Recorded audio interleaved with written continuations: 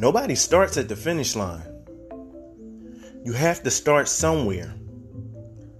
In order for you to get to where you're going, to meet that destination, you can't think that you're going to get there instantly.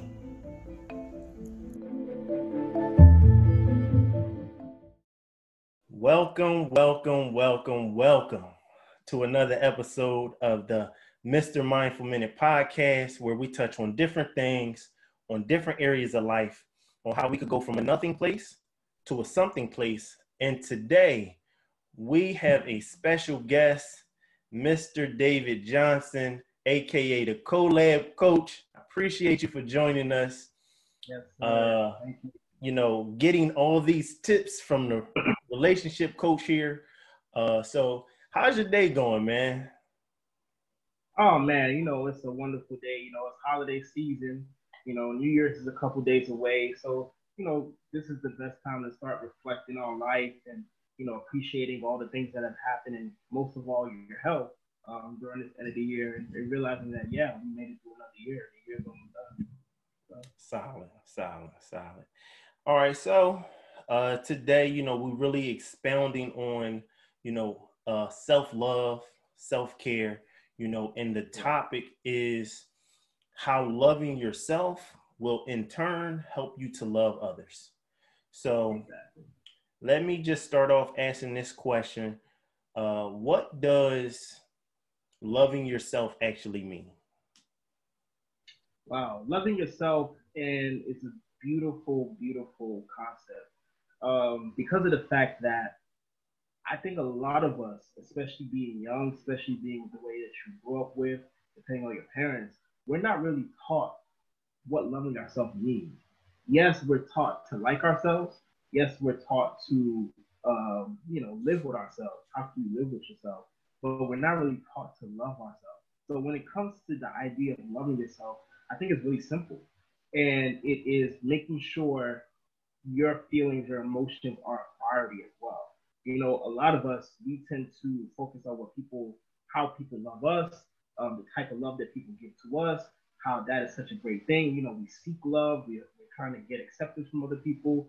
But I think the biggest thing that a lot of us are missing is that we're not taking the time to appreciate how beautiful we are. We're not appreciating the love of just being with ourselves, the love of just having gratification of, wow, I made it today. Wow, I survived this. Wow, I achieved so much in my life. Taking the time to just appreciate us. And I think that's the whole, in my opinion, definition of self-love and why self-love is so important.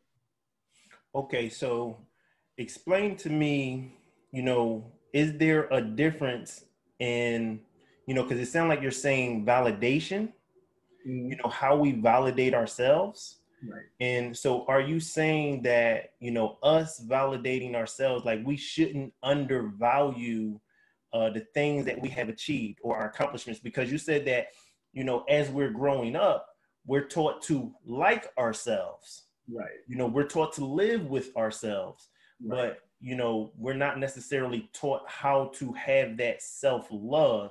And so what is something a person could do to start that transition of starting to love themselves or starting to validate themselves? Yeah, I think that's really powerful. I think the biggest thing we could do, as the title of our talk today, is self-worth. Like, how much worth do you have in yourself? How much worth do you put your in a sense, I don't want to say price, but how much price do you put in who you are as a person? Do you feel like you're someone that people can walk over? Are you someone that people can just mistreat you any kind of way? Are you valuing your mind? Are you valuing your spirit? Are you valuing who you are as a person? Your unique identity, your unique personality? Because it's easy to fall in the crowd, but it takes time to actually appreciate why you're so different from the crowd and how unique you are from the crowd. So when it comes to determining how to change that mindset, that idea that, oh, I just need to find someone to love me instead of me taking the time to love myself, I think it's all about how much work you see in yourself and how you can continue to grow that over time. Because as you know, there's no marker, there's no time frame, there's no time, no date stamp that's gonna say, wow, you fully have loved yourself. It's a journey. But all we have to do is focus on how to escalate that love a little bit more and more and more. Okay, so you talked about self-worth, and so how do a person actually like put a gauge on that? Like how would a person say, okay, this is what I think my worth is? And so like you talked about not actually putting a monetized value on there. So how would a person actually say, this is how I gauge what my self-worth is? How do you go through that process? Yeah, I think it's really simple. We as humans love to complicate. We think there has to be thousands of steps, but in all reality, it all takes baby steps. It doesn't have to be big leaps, and big leaps might come in the journey for sure, but it just takes baby steps to get going. So the biggest thing for you to realize when you're actually starting this journey of the self worth and getting self worth is to see how your relationships are. The biggest thing about ourselves is that we are a culmination. We are bits and pieces of the people that taught us. We're the bits and pieces of people that has raised us and the nurturing and how we got to where we are now. So look around at your relationship. See how people treat you in your relationship, whether it be family members, whether it be friends, whether it be your coworkers, whether it be your significant other. See how people treat you in your relationship and see and ask yourself this. Is my worth recognized with them? Have they really appreciated me? If they have not, that's when you have to take a step back and realize that, okay, what can I do differently? How can I raise that value?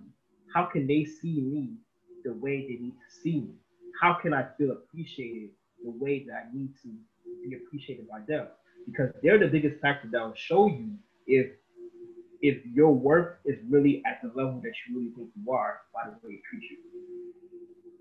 Okay, so what you're saying is look at how people respond to you, look at how they treat you.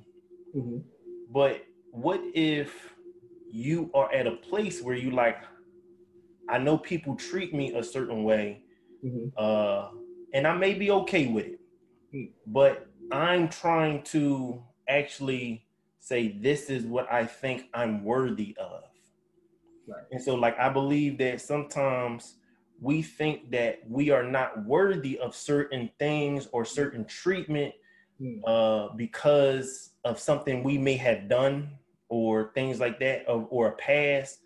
So how do a person transition to that space of I'm deserving? Because that's what it sounds like you're saying. Your worth is saying I'm deserving of this. So how do a person get to that space of actually saying, okay, I'm deserving of this, even though this may have happened, I'm deserving of this? Yeah, I think the biggest thing about that is this. It plays back to self-love. It's all about the confidence that you have within yourself, the confidence that you've grown over time. And that's with loving yourself over time. And, we all go through things in our past. We all go through situations where sometimes we can't help it. Sometimes we can't resolve them. Sometimes there's no closure. But we can't let those situations dictate how we look at ourselves. The biggest thing about us finding our self-worth and reaching that level is how you look at yourself every day. It goes back to the baby steps. Every day is gonna come. God willing, you live to 80 years old, 90 years old. Every day you have to look at yourself. Every day you have to be with yourself. So if you're not confident in yourself and you don't have confidence in yourself, people will see that. People are not as dumb as you think. They see someone, we can compare easily someone that has confidence in everything they do, they move with confidence, and someone that is their confidence is kind of shaky. So if you're at that point where you're fine with how people see you, you're fine with how people react around you, but you feel like there's something more, look at your confidence level. Are you confident with who you are? And that's not to say that our confidence has to be 100% all the time. We have down days, we have up days, but it's all about your confidence level. You look at yourself in the mirror, you sit with yourself. Are you really happy with who you are? And that starts the whole process. Okay, I like that tip a lot. Because a lot of times we'll have so many self-doubts for one reason or another. And so our confidence or our morale be kind of low. Yeah. And so if we took some type of loss, you know, somebody might have not validated something. And so now we don't feel confident in ourselves in some other area of our life now. And so what you're saying is we have to really evaluate and look back, having that care for ourselves, having that love for ourselves, so we can get to that space of being worthy. So what you're really saying is, you know, we have to really change that mindset. Yep. And so, all right, so mindset is really difficult to change, right? Because, you know, I was listening to something and they talked about how, you know, a neurosurgeon did a study on the brain, and the same brain chemistry that goes off in your brain when you're trying to change a habit is the same brain chemistry that goes off when you're actually getting physically tortured. So your brain doesn't know the difference sometimes from physical torture and mentally you trying to change a habit. So how do a person get to that place now to make that transition of my confidence is low and I want to start taking steps to have a higher confidence? What could you tell somebody to actually work on building that up? Yeah, I think that's a big thing that I do when I work with my clients as well, especially when you're like a beginning client that's had a lot of trauma in their lives, a lot of situations in their life, and their confidence level is so low that they don't even value who they are, and they're not receptive to anything positive in their life. So, as I said, it's baby steps. So, I always sit with someone, and if they're basically their goal is to get their mindset to the point where they want to, I would have them sit down and envision that person you want to be first. That way, you have something to look forward to. You have to envision that person you want to be. You may be comparing yourself to other people. You may see something in yourself that maybe you want to unleash, and you have to envision that. The next thing is that, okay, we know where we are now. We know where we want to be. So now let's work to get to that point. It may take a while. You have to be real with yourself. This may not happen tomorrow. This may not happen overnight. This may not happen a week, a month, or a year. But we have to start breaking down those walls of lack of self-confidence, those walls of lack of self-worth, those walls of lack of self-love, the traumas that caused it, the people that caused it, the situations that caused it, those letdowns that now are controlling your life, the fear that you have with reaching another level. You always talk about goals. You always talk about, oh, I gotta get these goals. There are a lot of people in this world that are afraid of reaching certain goals because they don't know what's gonna happen next. The fear of the unknown is a powerful fear. And so we have to start breaking down those walls, so you can actually see that person that you want to be is reachable, is obtainable. Because you can set a goal for yourself, but if you don't believe the goal is going to happen, it's never going to happen. So once you see who you are meant to be, who you feel you're meant to be, then we can start working on the mindset.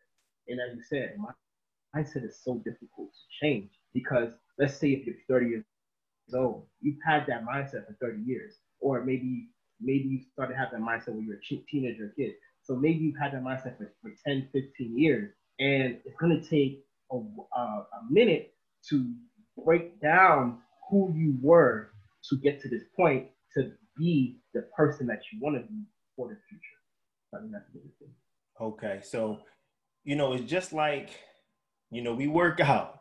You know what I'm saying? I was eating double cheeseburgers for 2 years. And now, you know, I didn't put on the COVID 40.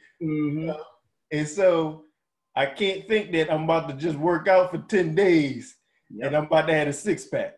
And so the same thing with our mindset. We can't think that, oh, well, you've been doing this for however long, 10 years, 5 years, whatever.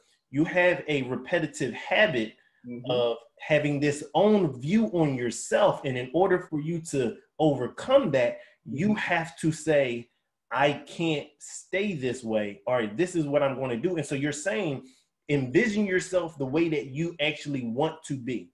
So look at your future you and say, man, I know in the future, I'm going to be confident. And we ain't talking about cocky here. I'm going to be confident and I'm going to do like this. And so now by doing that, you'll start taking steps right now and doing whatever needs to be done so you can reach that goal. Okay. So how does the transition of loving myself, right, loving myself enough, and now that going into a relationship? Because if you don't love yourself enough and then you go into a relationship, tell us what is the downside of that? Oh man, as I said, there's a lot of benefits to loving yourself. There's a lot of drawbacks of not loving yourself. And we see this every day.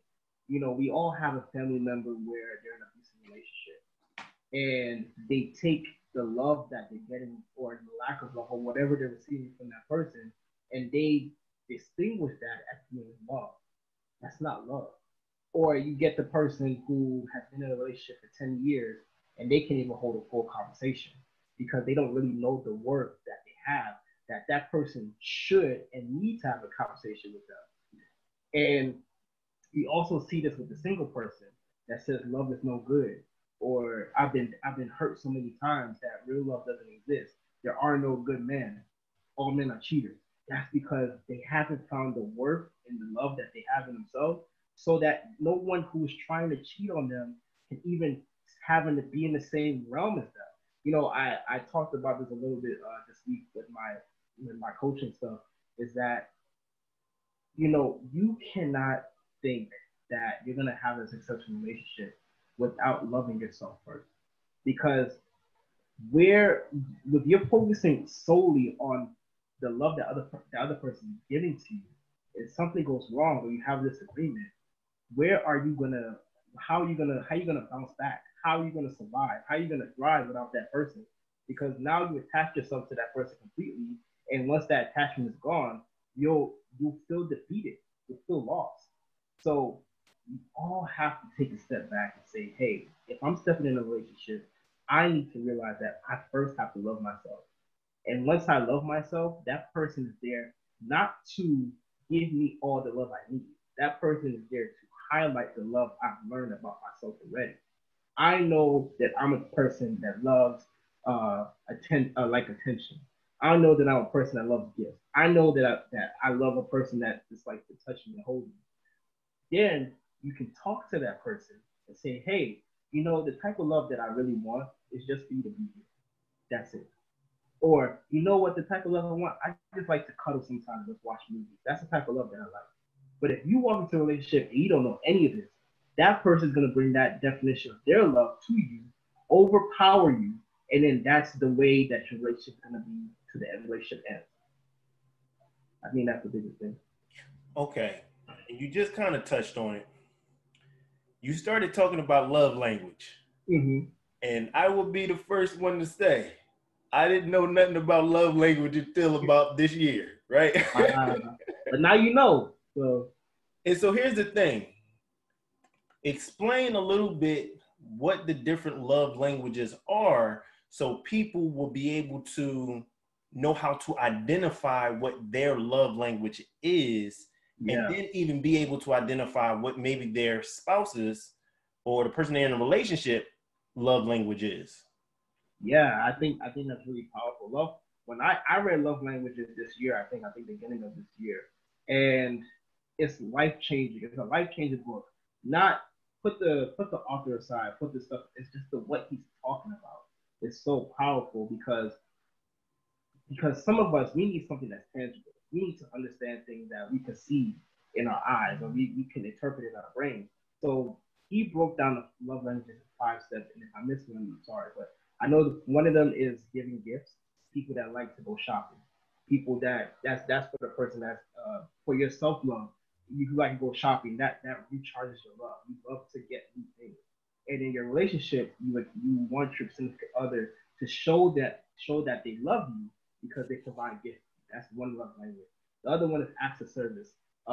Say your significant other, you want your significant other to, clean up the house or take out the trash. Not that you're imposing it on them, but they're helping you. They're giving you something that you have that basically they're giving you something that is a service. Like it's something they really didn't have to do, but they're providing it for you. That's another love language, acts of service. That's two. The third one is quality time. Someone just spending time with you, someone being in your presence, someone that is someone that likes to have you as their undivided attention, especially how difficult that is, especially with people with cell phones. Whenever you go on dates, you see people that's looking at their phone instead of actually having a conversation. People want that quality time, and that's what they see as love. So if your significant other just sits there with you and say, "Hey, we're gonna have a date night once a week," that's a sign of quality time. The fourth one, I believe, is acts of service, quality time. Oh, touch. Some people like to be cuddled, and it's true. Cuddling is something that people like. People like to be kissed. Some people like to be hugged. Some people like to just be affectionate by touching. That's something that people really enjoy. It doesn't always have to be about sex. It could just be you holding each other, and that's the type of love that they like because they like to be nurtured. They like to be held. That's another love language as well. And I think words of affirmation. Affirmation. Boom. I know. There you go. Affirmation. And that's one of the biggest things. That's one of the biggest love languages because that's kind of hard if you're with someone that doesn't really like to speak or someone that's introverted and they don't like expressing themselves out in the open. So affirmation means basically, hey, you did a good job today. Oh man, the way you clean this house is amazing. Oh man, your dress, oh that's beautiful. Oh, that suit that you're wearing, it fits you well. Did you lose weight? Or, oh man, I love the way you cook. Your food is delicious. People need to hear that. There are people that literally need to hear you say that they did a good job so they can feel good about themselves. And especially with yourself, when you come into self-love, you need to tell yourself that, man, I completed this project. I did this. Oh man, my kids are doing good at school. You need to hear that affirmation about yourself because that way that boosts the love that you have for yourself as well. That you know that you're able to do positive things in your life. So those are the 5 love languages, which are. And I like how you actually made the correlation of love languages or how a person, receiving these things, how they translate love. But you said those very same things is how you interpret love within yourself as in self-love. So words, you saying it to yourself will boost your morale, make you feel, it will make you love yourself. Buying yourself a gift, it will help you to love yourself. Yep.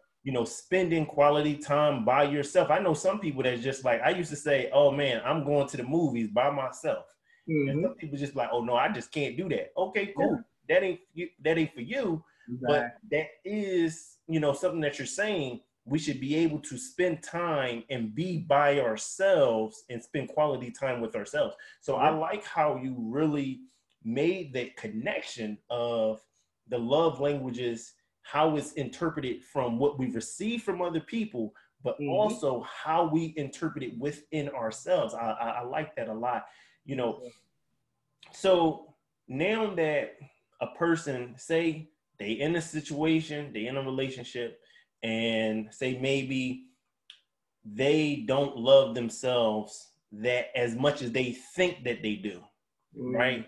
And so when they don't receive it a certain way, what damage does that do to the relationship when they don't have the love that they need to have within themselves?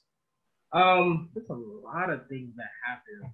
There's a lot of things that happen that will affect you if you do not love yourself, stepping in a relationship and being in a relationship.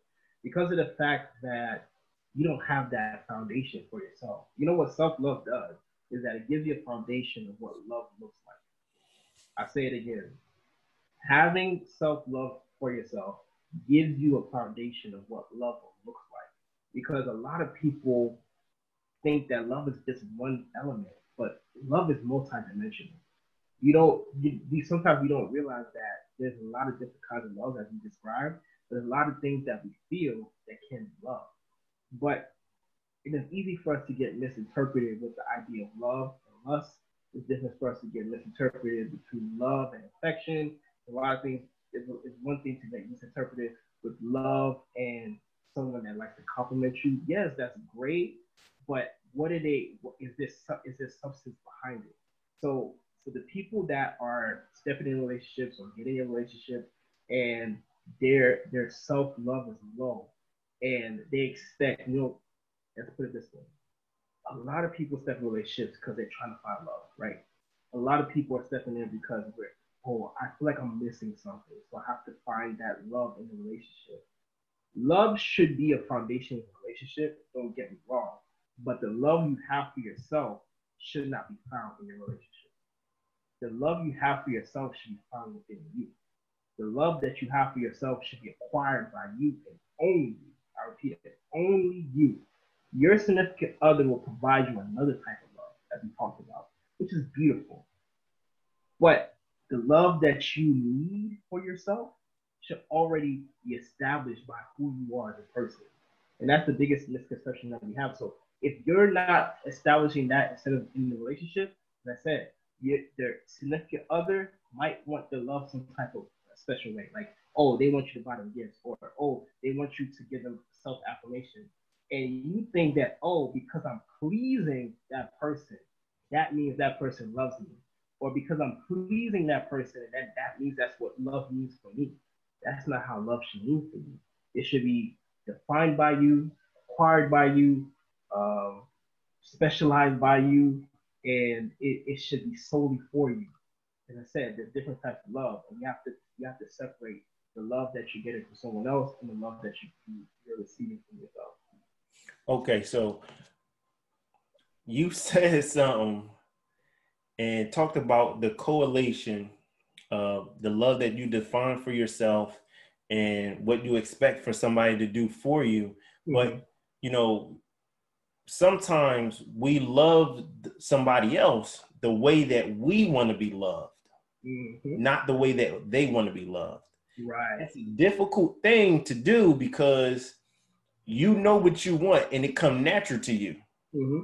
But what the other person may want, it may not come natural to you. Yep. And so how can a person get over that bridge to actually loving, they know how they want to be loved, but they want to love their significant other, not the way they want it, but the way that person is asking for it. Right. And the biggest thing is that you have to learn to love people their way. I'll say it again. There's a difference between loving yourself, as you said, and a difference between what that person that you love is expecting or wanting. Because just like how you want to be loved by your significant other, they want to be loved in another way too.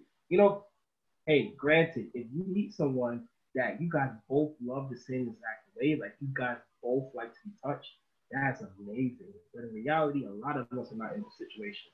A lot of us are not in those situations where we have the same type of love language. So if you're stepping in a relationship and you see that, oh, your type of person likes to be touched, and that person likes to like self-affirmation, don't impose your touching on them. Don't impose you trying to get them hugs all the time and give them kisses all the time.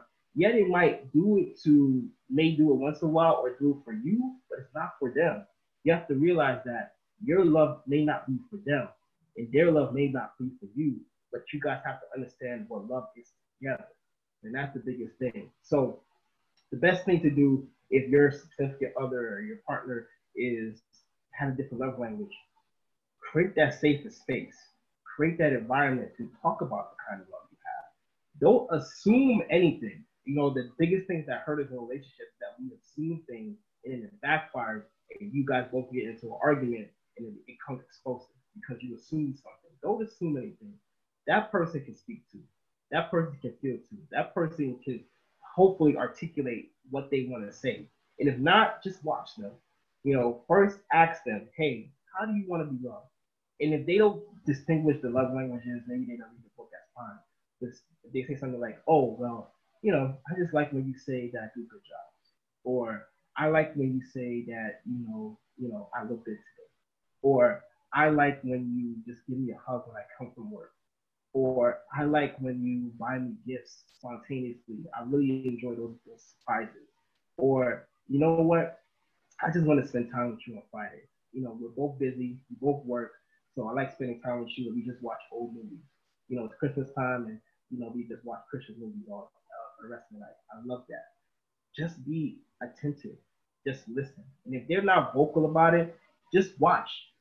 Man, it's okay to experiment sometimes. Try your type of love. If it doesn't work for that person, you can tell that they're not really feeling it. Try something else, and then try something else, and then try something else until you get it, until you understand it. Because maybe they're not able to vocalize it the way they want to, but they can tell it with their action. So, that's it. I like that.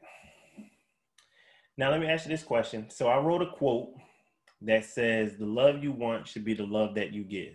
Mm-hmm. And I got different feedback on that. What is your feedback on that quote? I think it's true by the level and intensity. So I'll put it this way. The love that you want should be the love that you give. That's beautiful as far as the level. Some people, they love hard, but their significant other doesn't love hard. So you might have to meet your partner on that level. Yeah, you might love hard, but it might be smothering. It might be they might feel overwhelmed that they can't really be themselves, that because your love is so overpowering. Match them at their level and see how it goes. Yes, you want that extreme type of love, but let's get there little by little. Let's have your partner open up a little bit in that. Now, when it comes to the type of love that you want to give, one that you give, as far as the actual type of love, I don't agree with that because this, as we talked about, to an extent, that there's different types of love. There are different ways people love. There's different ways people express love, and that goes to the mindset that just because you were taught to love one way doesn't mean that's the only way. And we have to get out of that whole notion that, oh, I love the way I love, so everyone loves the way I love as well. That's not true at all. We're individuals. And even if, let's put it this way, even if your type of person likes touching and you meet someone that likes like touching too, that love language of touching may be completely different. One person might just love hugs and that's it. They don't like kissing. But another person likes kissing, but they don't like hugs. So there's a lot of dimensions in love in itself. So you have to figure out, what's the right way to love someone. And just like you're figuring it out for you, for them, they have to figure it out for you, or you have to be vocal about it. Okay. I like how you said, meet that person on their level. Mm-hmm. And because there's levels to it, and, there's a difference in also how we were taught love. From a child, we are actually translating what love is from what our parents may have done with us, our family members, how they interact. And so when we go through our life, we are like, oh, well, this is how we always show love, or this is what, and so you have no reason to challenge that until you get with somebody who love totally different. Mm-hmm. And so now when you have that situation that happens, you may have y'all bumping heads. And so how do a person eliminate that space of bumping heads? Because, well, I learned how to love this way and you learn how to love your way. So now how do we come to a place of an equal medium? Because I know you said communicating and expressing that and creating that safe space. But what if, we've communicated, it ain't working, but we still bumping heads, but I still want love my way. You still want love your way. Yeah. How do you minimize a lot of that friction? Yeah. I think is well, of course, you can easily minimize that friction by someone leaving a relationship. I think that's the easiest way, and I think that's what a lot of people do. Like, oh, we're arguing too much, so I'm just done with it. But I think there's more beauty, there's more power in trying to have a safe space. I like using the word safe space or safe environment to talk about all the things you're feeling. when we get into arguments, we tend to already have the answer in our head with with the thought that the person already has, because we know how we want to react to it instead of us actually listening to what they're talking about. And I said, I believe there's a lot of levels to listening to communication as well. The hidden art that I see a lot of people that don't really have this art anymore is listening. And I'm not talking about just listening and hearing someone. I'm talking about listening and actively listening. So what that means is that literally listening to what they're saying, taking time, maybe 30 seconds to a minute, and seeing their viewpoint and seeing where they're coming from. Instead of you jumping the gun and having a reaction to whatever they say immediately, say, okay, well, why is this person feeling this way? Why is this person talking to me like this? Why is this person expressing themselves this way? Why are they yelling? Is there something I'm missing? Is there something that I'm not maybe understanding? And then you have the space to say, well, I'm not really understanding. You can explain it differently. I'm not really getting you. Can you show me an example? Things like that. And I think when it comes to love languages, especially, it's important to be as vocal as possible with your love language. That's why self-love is important, to figure out what your love language is, stepping into a relationship, and how you love yourself in a relationship, because you have to be as vocal as possible if you want your relationship to work. You can't be half-hearted with the way you love yourself, because that's when arguments come. Because if you can't vocalize how you love yourself, you can't express it to your other, they're gonna keep thinking that, well, the way I love is working for us, because you're not really telling me exactly how you want to love. So I'm just gonna assume, back to the assumption thing, as I said, I'm just gonna assume that my way of love works for both of us, and it may not work for you at all. And that's why you guys are butting heads. That's why you guys are arguing so much, because you're not really able to vocalize how you want to be loved. That's why it's so important for you to take time to grow within yourself, to figure out how to love yourself and continue to raise that love and awareness within yourself. So you'll be able to talk to your partner about how you want to be loved. And that way, and then sometimes, unfortunately, your significant other may not be able to vocalize it either. That's why you have to love yourself to the point where you're confident in the way you love yourself, and you're able to learn more about your partner instead of you just solely just focusing on how you want to be loved. Yeah. Nice. And so you said a few things, you talked about that hidden art, communication, right? But then you also talked about creating a space. And so I believe that, we create the world that we live in, and I don't necessarily mean the world. I feel like every individual has a world within them, in their world. Like, we're all in this world, but we all have our own world, or our own bubble, as they say. Yep. And so, as you're saying, in that space that we're in with whoever our significant other is, we need to create a safe space for them to either be expressive, or even just creating the atmosphere, cultivating it so it can be said, or so it can be done, so they can feel comfortable. And so, even like you're saying, with this hidden art, this skill of really listening to understand, and not just listening to reply, like you said, oh, I already know what I'm gonna say real quick. And so we have to get rid of that, which that in itself is difficult. Yeah. Because you're speaking real fast, because you're like, oh, well, you know what? I feel like I need to defend myself. Yeah. And I need to say this. So let me go ahead and say this. And so what you're saying is, we have to remove that from the equation and just actually close our mouths for just a couple more seconds. And even when we're closing our mouth, we can't close our mind, so to say, where it's just like, all right, I might not be saying nothing, and I'm letting you get out what you need to say, but I ain't fully listening to you no more. Yeah. Okay. I like how you're saying that. And so let me ask you this question here. How long have you been helping people in relationship coaching? Oh man. So I officially got my LLC January of 2018. That's when I officially made the business itself. But I actually got certified as a certified professional coach of August 2017. So it's been at least 2-3 years that I've actually started the coaching. And I went from coaching to actually making a full business in January of 18, and I've been going strong ever since. Just keep growing the brand and also finding my niche. Sometimes, especially in business, it's hard for you to, when you say relationship coach, like, okay, that's such a, or even if you say coaching, that's such a big broad topic. There's financial coaching, there's personal coaching, there's spiritual coaching, there's couples coaching, it's a big field. And then when I even narrowed it down, relationships is big as well. You could be relationships as a single, relationships as a couple, relationships as far as your grief and trauma in relationships and all this stuff. So that's why I emphasize on self-love.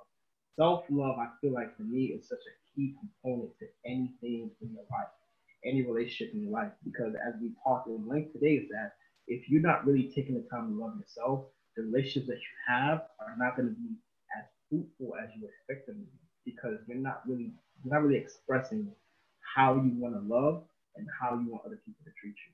So that's why I'm like, there's such a deficiency here in the whole world of us actually taking time to love ourselves, because many of us, especially myself, and I tested myself as a actual example, that I was never taught to love myself.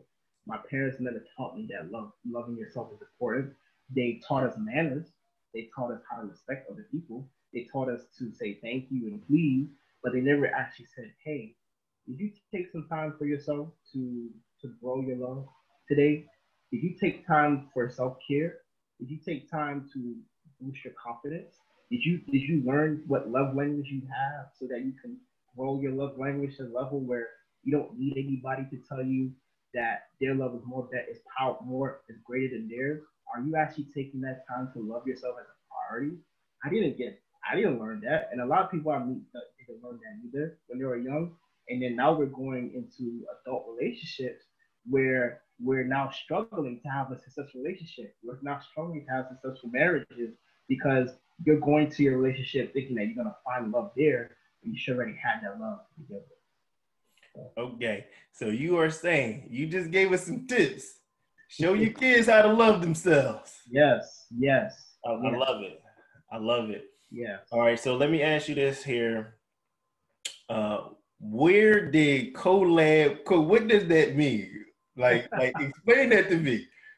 Oh man, so the title, I wanted something that was unique, something that, when you hear it, you're like, it resonates with you. Like, okay, collab. I want to collaborate with people. I want to work with people, because I feel coaching is not something where we're just telling you what to do. It's that you're actually doing the work as well, figuring out why things are happening. A lot of us as people, we just want people to give us our answers and that's it. But no, the answers are within you. So I'm here to work with you to collaborate together to reach the point that you want to reach. And that's where the coaching comes as well, where I step in and give you some tips. I step in and give you some knowledge. I step in and help describe things in a different way that you may not be able to see. Because I think the beauty about coaching yourself is that you have an outside perspective about someone that they might not even see for themselves. So when you're coaching them, you're able to say, hey, did you see it this way? Are you realizing this way? Do you realize that you're saying this? And a lot of people, when you're coaching them, you're like, wow, I didn't see it that way. I love that aha moment, that, wow, you're right. And that's powerful. So the whole collab coaching, I didn't want to go with the whole collaboration coaching or collaborative coaching. So I was like, let me shorten this down, because it looks like, on the title, it looks like lab, and you can interpret that way as well. When we're coaching together as a laboratory, we're creating something. We're putting things together. We're taking one thing and now transforming it into something new. So you can take it that way as well. So I think collab coaching was a big pop word for me, and I think it really worked for me at the end of the day. So it got a double meaning. It got the double meaning. You know what I'm saying? Y'all definitely gonna brew something up, and you're gonna give them some tips at the same time. I love it. Right. Where can people find you if they want to get your services? They want to get in contact with you. If they are saying, you know what, in a relationship, I want to, work on my self-love. I'm not in a relationship. I want to work on my self-love. So when I do get in a relationship, I can be at a place of fullness and not a deficit. Yeah. So how can people get in contact with you? Yeah. I think the biggest thing about contacting me, I do a free 15-minute session anyway, so we can see if we're a good fit for each other, because I don't want to pretend like I'm able to help you when I really can't. I mean, that's wasting both of our time at the end of the day. And, I do 50-minute sessions, so I'm sitting there for 50 minutes while I'm BSing the whole way. That's just a waste of time for both of us as well. So if you're not into social media, if you're not a social media person, I know there's some people out there. Just go to my website, yourcollabcoach.com. You can do a relationship checklist and just answer those questions to see if you need help in relationships. I'll message you right away, and we can schedule something, that free 15-minute session. And then my coaching packages on there as well. 8 sessions, 10 sessions, individual sessions, couple sessions. I do it all.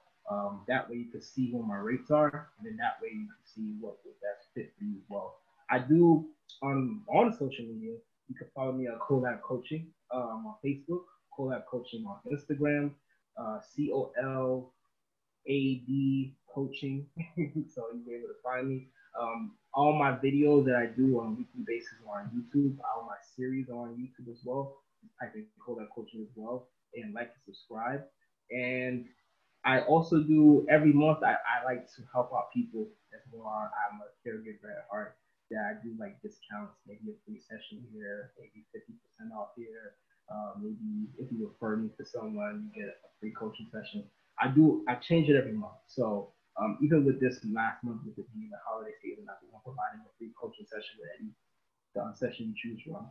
So session packages that you choose from. So just message me. Facebook, Instagram, YouTube, and then my website, yourcollabcoach.com. Even on my Instagram and Facebook, I have a link tree as well, so you just click all the links as well, so it makes it easier that way. There it is. Yes, gift that keeps on giving. Yeah. So he definitely is trying to not only help you out, but he's trying to even help out the people that you love. Mm-hmm. And so I appreciate you, good brother, coming on, really touching on this topic here. Mm-hmm. And we will definitely see you next time. Yes, sir. Thank you so much. You're in control of how you feel. You're in control. You are the determining factor of your feelings. No one else can control how you feel. Remember, you're in control of how you feel. So control your feelings.